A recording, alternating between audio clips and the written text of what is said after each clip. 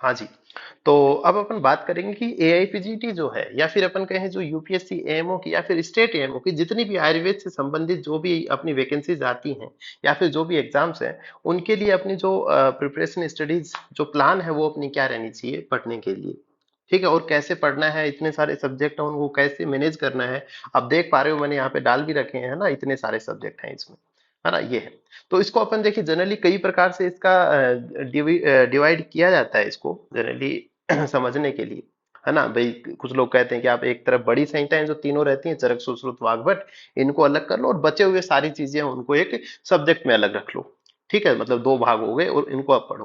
कुछ लोग भाई ज्यादा पार्टीशन करते रहे, मैं समझा रहा हूं तो मैं इसके 5 भाग आपको बना के बता रहा हूँ कि उनका एग्जाम में कितना वेटेज रहता है। और कुछ ऐसी चीजें जो क्वेश्चन जैसे कि कितना समय में अपने को कितना कर लेना चाहिए, या फिर अपन कहें कि पीजी की प्रिपरेशन अगर की जा रही है तो हम कितना समय उनका मान के चले, मतलब एक पीजी प्रिपरेशन के लिए सिलेबस को कवर करने के लिए मिनिमम टाइम अपने को कितना जो है वो होना चाहिए, है ना। तो ये सारी बातें हैं। और भी कुछ चीजें हैं कि कैसे पढ़ें कैसे मैनेज करें, है ना, डे वाइज कैसे पढ़ें, इतने सारे सब्जेक्ट हैं, एक पढ़ेंगे लास्ट तक पहुंचेंगे पहला वाला भूल जाएंगे। तो इस प्रकार की प्रवृत्तियां हैं, है ना। तो उनको अपन देखते हैं कि किस प्रकार से अपने को करते जाना, मैं सारी बातें आपको इसमें काफी बता दूंगा। ठीक है, तो सबसे पहले देखिएगा, ये 3 क्वेश्चन अपन कवर करेंगे इनिशियली, है ना, कि how much time is sufficient for preparation. PG की तैयारी कर रहे हो, प्रिपेयर कर रहे हो, तो कितना टाइम आपका रहना चाहिए, है ना। तो इसका जो रफली आंसर है वो ये है कि आप 6 मंथ सफिशियंट है। ठीक है, अगर आपके पास में 6 महीने हैं और आप ठीक ठाक से नॉर्मल सा पढ़ के आपको बस थोड़ा सा आइडिया है सब्जेक्ट्स का, तो सफिशियंट है 6 महीने। ठीक है। इसके बाद में अगर आप थोड़ा कम हो, मतलब एक ऐसा है कि नहीं सर मैं तो बिल्कुल ही नीचे से बेस से ही शुरू करना चाह रहा हूं, तो 1 साल सफिशियंट है, 1 ईयर। 1 साल से ज्यादा समय नहीं लगता एआईपीजीटी में सीट निकालने के लिए, बात कर रहा हूं मैं, है ना। तो तैयारी हो सकती है इतने समय में। दूसरी चीज है कि what should be the proper time table and subject management for AIPGT, कि जो इतने सारे सब्जेक्ट्स हैं इनको किस प्रकार से मैनेज करें, इसकी बात अभी अपन थोड़ी सी डिटेल में करेंगे। और मेजर सब्जेक्ट कौन कौन से है, तो बहुत शाश्वत बात है कि मेजर सब्जेक्ट अपने जो बड़ी संहिताएं हैं वो ही ज्यादा रहती है, जिनको अपन बृहत्त्रयी बोलते हैं, यही जो है वो अपने मेजर सब्जेक्ट हो जाते हैं। ठीक है, अभी भी इनके बारे में थोड़ी अपन डिटेल में बात करेंगे। ठीक, चलिए तो अपन एक एक करके अपन देखते हैं। तो अपन जो है मैं यहाँ पे आपको 5 भागों में डिवाइड करके बता रहा हूँ कि किसका कितना वेटेज है और कौन कौन सी चीजें इंपॉर्टेंट है। ठीक है, तो अपनी जो है 3 जो है वो संहिताएं हैं मेजरली, जैसे चरक संहिता है, सुश्रुत संहिता है और अपनी अष्टांग हृदय, है ना। तो जैसे कि चरक का जो है वो राइटर अपने मन डाल रखा है यहाँ पे, जैसे काशीनाथ पांडे है, अच्छी है, इसका विमर्श जो है थोड़ा ठीक आता है, इसलिए मैं आपको ये बता रहा हूँ कि ये अच्छी रहती है और हम पढ़ाते हैं वो भी आप इसी से पढ़ा रहे हैं। सुश्रुत संहिता की बात करते हैं, तो ये भी जो है वो कविराज अंबिका दत्त शास्त्री है, ये ठीक है, ये बुक इसका विमर्श वगैरह काफी ठीक है। आजकल और भी राइटर चल रहे हैं लेकिन यही अच्छी बुक है, ऐसी कोई दिक्कत नहीं है। इनमें जो है इस प्रकार से इतने स्थान भी इसमें दिए गए हैं, है ना, ये सारे।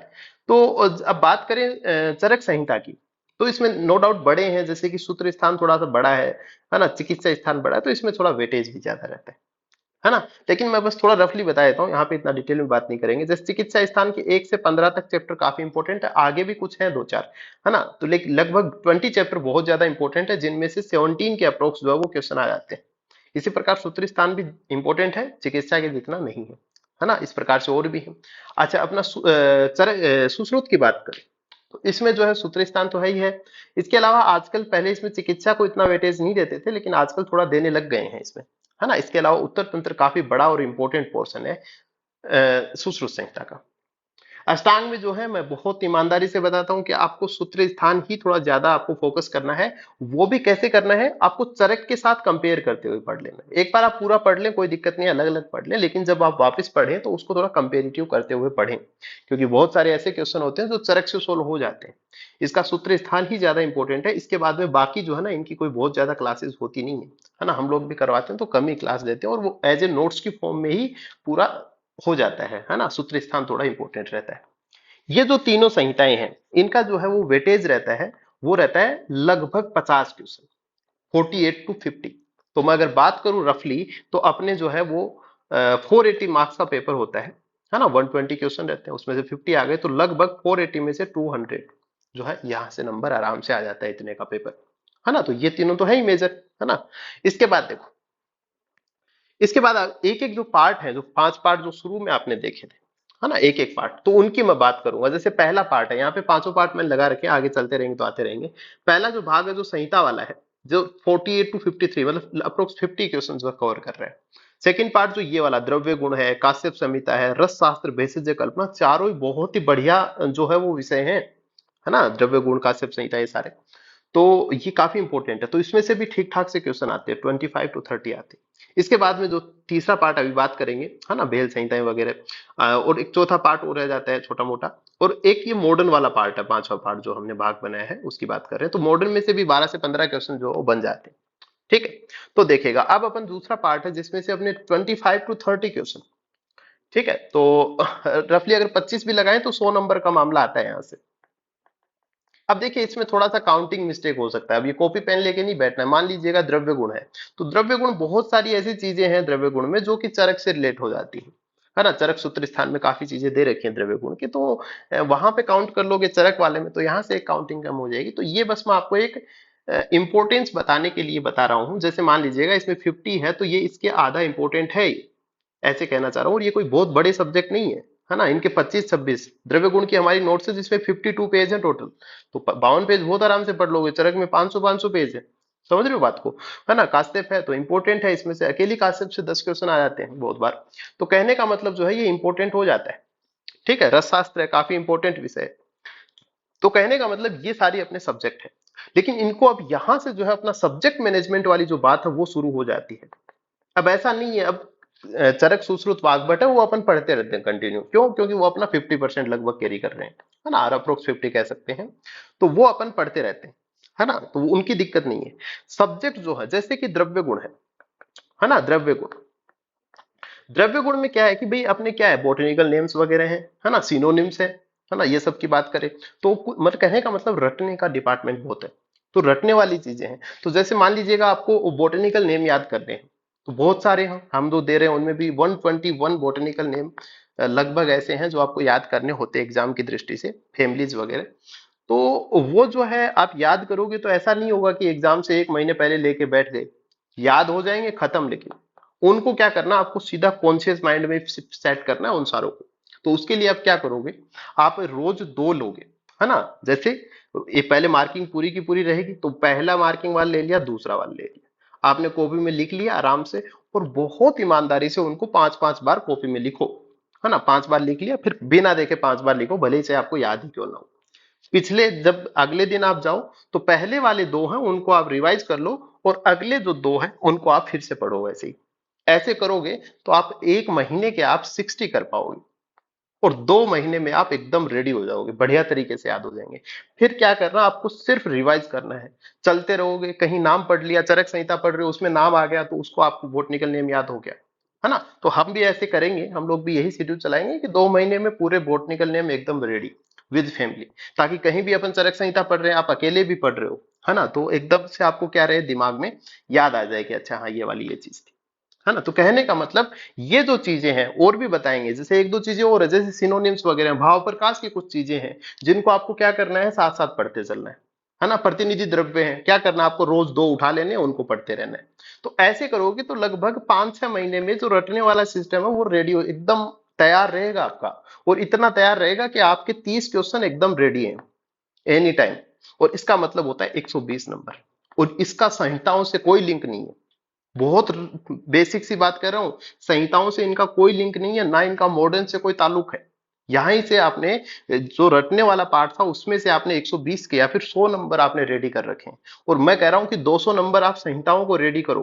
थोड़े बहुत गलती हो रही है वो कहीं और से हो रहा है, आपके 300 नंबर बन रहे हैं, आप रेंज में हो, अच्छी खासी कॉलेज मिल भी जाती है 300 पे, समझ रहे हो। तो बहुत हार्ड विषय नहीं है, बस आपकी जो थोड़ा सा तरीके से आप पढ़ो। मैं ये नहीं कह रहा कि आप कोचिंग करो, भले आप खुद से पढ़ रहे हो, भले आप किसी और कोचिंग से पढ़ रहे हो, वो मुद्दा नहीं है, लेकिन पढ़ना कैसे है अपन उसकी बात कर रहे हैं यहाँ पे, है ना। तो देखिएगा मैंने रफली आपको पहला पार्ट बताया, द्रव्य गुण बड़ा इंपॉर्टेंट है, काश्य बड़ा इंपॉर्टेंट है, रस शास्त्र बहुत है, भेषज कल्पना बहुत इंपॉर्टेंट है। इन चारों सब्जेक्टों को किसी भी हालत में कुछ भी छोड़ना नहीं है। जिस प्रकार से आप संहिताएं पढ़ रहे हो उसी तरीके से आपको ये सब्जेक्ट भी पढ़ने हैं। इसके बाद चलिए अपन नेक्स्ट जो अपना देखते हैं, भाव प्रकाश, माधव निदान, स्वस्थ वृत्ति, योगा, अगत्य तंत्र, व्यवहार, आयुर्वेदा और पदार्थ विज्ञान। छोटे छोटे विषय हैं, है ना। हार्डली इनके जो नोट्स रहती है 2-2 3-3 पेजेस की रहती है ना। एक बार बैठोगे ना मन लगा के दिन में तो एक बार में पूरा हो जाता है एक साथ ही। तो कहने का मतलब 10-12 क्वेश्चन का मटेरियल पड़ा है, 40-50 नंबर यहाँ से बन जाते हैं, है ना। तो एक रिकवरी आती है अच्छी खासी, तो यही पढ़ सकते हो, कोई बहुत हार्ड है नहीं यहाँ से, है ना। तो ये एक छोटा पार्ट है, ये मैंने इसीलिए थोड़ा अलग कर दिया, है ना। उसमें सब्जेक्ट वाले में डाल देते तो थोड़ा सा ये कंजेस्टेड हो जाता, लेकिन उधर अपन ने क्या किया, जो अपने बहुत ही बढ़िया सब्जेक्ट है उनको अलग रखा है थोड़ा, है ना। जैसे कि ये द्रव्य गुण हो गया, काश्यप हो गया, ये थोड़े ज्यादा इंपॉर्टेंट है। इसके बाद देखो नेक्स्ट भी ऐसा ही है मामला थोड़ा, लेकिन ये थोड़ा सा संहिता है, जिसको लघुत्री बोल सकते हैं, इस प्रकार से ले सकते हैं। बेहल संहिता हुई, हारित संहिता है, अष्टांग संग्रह है, भेषज रत्नावली है, योग रत्न, अगर छोटे छोटे ग्रंथ हैं, कोई बहुत बड़ा मामला नहीं है। तो इसमें से भी यही 8-10 क्वेश्चन का मेटेरियल इसमें रहता है। इसके बाद में जो है वो अपना बचता है 12 से 15 क्वेश्चन अपने मॉडर्न से आते हैं। मॉडर्न में भी ये मैंने रफली एक इंडिकेशन के तौर पे सब्जेक्ट्स लिखे हैं। पीडिया है, फार्मेकोलॉजी, सर्जरी, ओप्थेल्मो है, एनाटॉमी, गायनी ओप्स हो गया, फिजियोलॉजी, रिसर्च एंड स्टैटिस्टिक्स, एक दो हो सकता है और भी कोई बच गया हो। कहने का मतलब ये कुछ ऐसे मेजर जो मॉडर्न के सब्जेक्ट्स हैं। अब मॉडर्न ऐसा नहीं है कि मॉडर्न तो भाई बहुत, पीडिया कहीं से भी क्वेश्चन दे सकते हैं, ऐसा नहीं है, कोई निश्चित सिलेबस है नहीं। और ऐसा कभी हो नहीं सकता कि आप काश्यप संहिता भी पढ़ो और फिर एक बहुत बड़ा ग्रंथ उठा के आप पीडिया भी पढ़ो, तो ऐसा तो नहीं हो सकता। तो पीडिया की जो है अपन नोट से पढ़ते हैं। अब जितने आ गए लपेटे में उतने अपन कर देंगे, अब नहीं आ पा रहे बाहर से आ गए भाई, मोटी मोटी नोट्स हुई, जैसे कि अपनी क्या है गोविंद पारिक है, उसमें थोड़ी नोट्स मिल जाती है, थोड़ी कोचिंगों के माध्यम से मिल जाती है ना। तो ये सारे सिस्टम होते हैं। तो मामला ये नहीं है आप कोचिंग कहाँ से कर रहे हो कहाँ से नहीं कर रहे हो, मामला ये है कि आपको पढ़ना कैसे। ठीक है, तो ये तो अपना सब्जेक्ट्स का हो गया। एक रफली अगर मैं पूरा बताऊं कि मैं कहना क्या चाह रहा हूं, तो उसमें ये है कि आपको जो चरक, सुश्रुत और वाग्भट जो है ये तो आपको पढ़नी ही पढ़नी है। साथ में मैंने कहा कि डीजी, काश्यप संहिता, इसके अलावा रस शास्त्र और भेषज कल्पना, जिसको अपन सारंगधर संहिता बोलते हैं रफली, है ना, भेषज कल्पना। तो ये जो चार विषय हैं इनको आप साथ में कवर कर लेते हो तो ये लगभग लगभग आपके जो है मतलब इसमें 50 और 20-25 क्वेश्चन और लगा लो, तो काफी जो है ये मेजर पोर्शन जो है वो कवर कर जाते हैं, है ना। तो ये 280 के समथिंग जो है, 280 से 300 नंबर का पार्ट है ये, और बचा हुआ मामला ये बचे हुए में से है। तो इनको भी आप याद करते हो तो बढ़िया मार्क आप लेके आ सकते हो। तो आपको प्रधानता कौन से सब्जेक्ट्स को देना चाह रहा हूं, तो मैंने थोड़े से आपको सब्जेक्ट हटाए हैं कि 4 सब्जेक्ट आपके ये वाले डीजी, काश्यप संहिता, रस शास्त्र और भेषज कल्पना को थोड़ा प्रधानता में रखिए, बाकी सब्जेक्ट्स को अलग करें तो। और उसके अलावा इनको भी छोड़ना नहीं है। इसके अलावा देखिए जैसे संस्कृत रह गया थोड़ा सा, तो एक दो क्वेश्चन जो है वो संस्कृत में से भी आते हैं, समझ रहे हो, 2-3 क्वेश्चन संस्कृत में से भी आ जाते हैं, तो ऐसा है। तो कुछ सब्जेक्ट है, तो ये कुल मिला के जो है इस प्रकार से आपको पढ़ लेना है। छोटे वाले हैं इनको भी कर लेना है, इनमें ज्यादा समय लगता नहीं है, इनकी क्लासेस भी 2-3 क्लासेस में ये पूरा हो जाता है ना। इसके बाद देखो एक चीज अपना और रह जाता है लास्ट में कि what should be the proper time table and subject management for AIPGT. Time table और सब्जेक्ट मैनेजमेंट अपन करें कैसे। मान लीजिएगा आप संहिताएं पढ़ रहे हो और आपको बहुत आसानी से बहुत फास्ट पढ़ रहे हो, तो भी 4 मंथ लग जाते हैं आपको संहिता पढ़ने में, कोई गलत भी नहीं है। 4 महीने में आप बहुत जल्दी पढ़ रहे हो अगर पढ़ भी रहे हो तो, है ना। तो एक बार तो ढंग से पढ़नी पड़ेगी ना एटलीस्ट, उसके बाद तो जल्दीबाजी कर भी सकते हैं रिवीजन में। तो ये कैसे करना है, तो ये देखिए अपना अपना तरीका रहता है। कुछ लोग इसका डिवीजन जो है वो 5+2 में कर देते हैं, लेकिन मेरा ये मानना है कि आप हर चीज को 2 हिस्सों में बांट दो। ठीक है, बिल्कुल दिमाग ही नहीं लगाना है, आप 2 हिस्सों में बांट दो। जैसे सबसे पहले वीक को 2 हिस्सों में बांट दो। ठीक, वीक है आप उसके 2 पार्ट कर दो, 2 बार। तो वीक के 2 पार्ट किए तो आप संडे हटा दो इसमें से, और 3-3 दिन आपने, है ना। तो मंडे, ट्यूसडे और वेडनेसडे को आपने 3 दिन पढ़ा, और थर्सडे, फ्राइडे और सैटरडे। कुछ लोग ऐसे भी करते हैं कि थर्सडे भी इसी में डाल लेते हैं, ठीक है, कुछ लोग फ्राइडे भी इसी में। मैं कहना ये चाह रहा हूं कि 3 से 4 दिन वीक में आप संहिताएं पढ़िए, मतलब मेजर टाइम थोड़ा संहिताओं को ही देना है। ठीक है, ऐसे कर सकते हो, 4 दिन आप संहिताएं पढ़िए और फ्राइडे और सैटरडे को आप क्या कर लीजिए, आप अदर सब्जेक्ट्स पढ़ लीजिए। और अदर सब्जेक्ट्स में मेरा बहुत पर्सनल है कि डीजी वाला पार्ट जो है वो आप साथ साथ कवर कीजिए, रोज पढ़िए। डीजी को आप रोज पढ़िए और मेरे से आप संपर्क कर लेना, मैं थोड़ा और इसके बारे में डिटेल में बता दूंगा, क्योंकि अभी अपन क्या कर रहे हैं, सारे ही सब्जेक्ट साथ में लिए चल रहे हैं, तो इतना ज्यादा वो समय भी नहीं है, फिर लंबा हो जाएगा कार्यक्रम, इसलिए इसके बारे में अलग से नहीं बता रहा हूं मैं। लेकिन ये है कि डीजी आप रोज पढ़िए, सुबह 6 बजे उठे, उठते ही अपने 2 सिनोनिम जो है सुबह पहले याद कर लिए अपने, बढ़िया काम हो गया, दिन बढ़िया निकलेगा फिर, है ना। और बाकी जो है दूसरे, जैसे रसशास्त्र हुआ, काश्यप हुआ, उनको लीजिए आप, पहले उनको कवर कीजिए, आपका कॉन्फिडेंस बनेगा, ठीक है। फिर ये अपने सब्जेक्ट हो गए, तो आप संहिताएं, चरक सुश्रुत वाग्भट प्लस आपने डीजी, डीजी साथ साथ हो जाएगा, हटा दीजिए, काश्यप संहिता, रस शास्त्र, ये भी आप कर लोगे ना, तो इतना बढ़िया जगह पे आप पहुंच जाओगे कि आपको कॉन्फिडेंस रहेगा पूरा, है ना। तो उससे रहेगा तो जोश जोश में पढ़ लोगे छोटे वाले सब्जेक्ट्स तो आप, ठीक है। तो ये करना है, करना कैसे है, वीक को आप 4+2 कर दीजिए या फिर 3+3 कर लीजिए, वो आपकी सहूलियत, 4+2 कर लीजिए चलिए। संडे को आप जो है वो क्या करोगे, संडे को आप रिवीजन कर लोगे, है ना, पूरा जो पढ़ा है सप्ताह भर में आपने क्या किया है, रिवीजन कर लोगे थोड़ी बहुत देर, फिर आराम की भी आवश्यकता है, ठीक है। और इसके अलावा जो है जब भी पढ़ो, जैसे मैंने कहा वीक को आधी कर लो, और फिर आपको दिन को भी आधा कर लेना है। एक बार जब थोड़ा पढ़ लो, मान लो थोड़ा थोड़ा पढ़ना शुरू कर दो, तो आप आधे समय पढ़ो, एक बार तो पूरा पढ़ो आराम से, पढ़ लिया उसके बाद में आधे समय आप पढ़ो दिन के आधे भाग में, और आधे भाग में आप क्वेश्चंस करो। क्वेश्चंस करने बहुत जरूरी है, क्वेश्चन करोगे तभी आपको पता चलेगा कि कैसे क्वेश्चन आते हैं और किस प्रकार से अपने को अटेम्प्ट करते हैं, है ना। और भी आपको अगर पर्सनल और ढंग से समझना हो इन चीजों को, मैंने एक रफली आइडिया दे दिया है, यहाँ से आप समझ जाओगे, फिर अपने हिसाब से आप अपने आप को एडजस्ट करके आगे चल सकते हो, है ना। तो इसके बाद, तो बाकी और जानना चाहो तो आप मुझसे भी संपर्क कर सकते हो, है ना, नंबर भी नीचे चल ही रहा होगा, अभी नहीं दिख रहा है। इसके अलावा आप हमारी ऐप जो है वो भी आप डाउनलोड कर सकते हो, है ना। हम भी पीजी की तैयारी करवाते हैं, ऐसा कोई दिक्कत नहीं है, लेकिन एडवर्टाइजमेंट के बिहाफ पे नहीं बता रहे हैं यहाँ पे आपको। आपको सिर्फ ये है कि आपको पढ़ना कैसे वो आपको एटलीस्ट पता चलना चाहिए, है ना। तो हमारे यहाँ भी आप ज्वाइन कर सकते हो, आप मुझसे डायरेक्ट संपर्क कर लीजिएगा।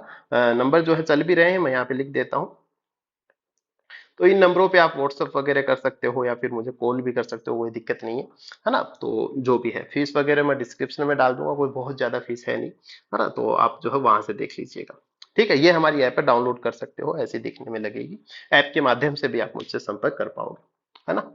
चलिएगा, धन्यवाद।